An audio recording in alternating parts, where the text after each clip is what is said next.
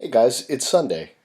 Did you know there are more than just rules to follow in society, but there are rules to follow when you go to court as well, and that's also considered part of the law? It's like a big book of civil procedure, and each state has their own.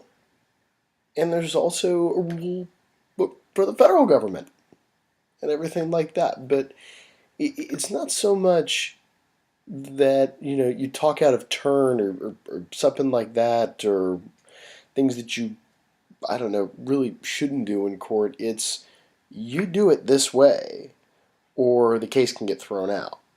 What do I mean by that? As I've explained in previous videos, law is made up of certain rules. Like this, for instance, is a book on property law. Property law is made up of its own set of rules. You can tell it makes a nice big thud when it hits the ground. It's made up of its own set of rules, so therefore there are sets of rules to follow when dealing with matters of property, right? That's what's called the rule of law.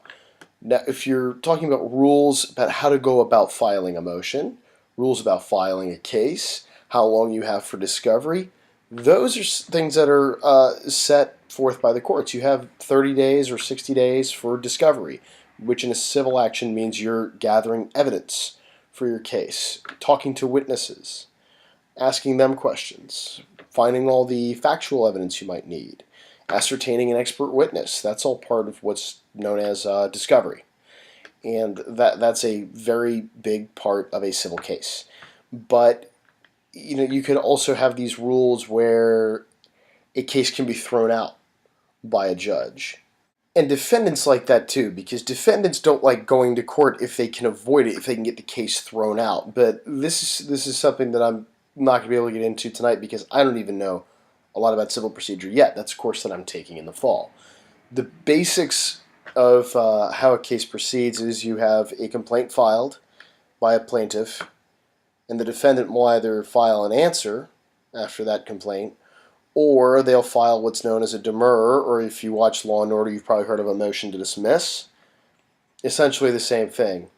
So when the plaintiff does file that complaint, if the defendant's going to file a motion to dismiss, it's the equivalent of going, yeah, so you have no case. And if that doesn't work, which of course it usually doesn't because it is all predicated on the plaintiff not having a cause of action, then the case goes into discovery. They have to find evidence, and then the defendant may decide, you know what, I want to get this case thrown out anyway because the plaintiff cannot show that there's an issue of material fact, and they are not entitled to judgment as the law says he might be.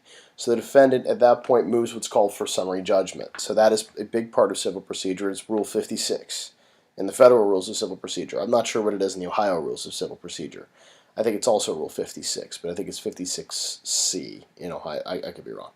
But it's all of these types of motion practice. So the whole purpose of having these rules of civil procedure is so fewer cases do go to trial, or if cases do go to trial, that both parties are doing what they have to do in order to prepare the strongest case. It really makes sense when you think about it.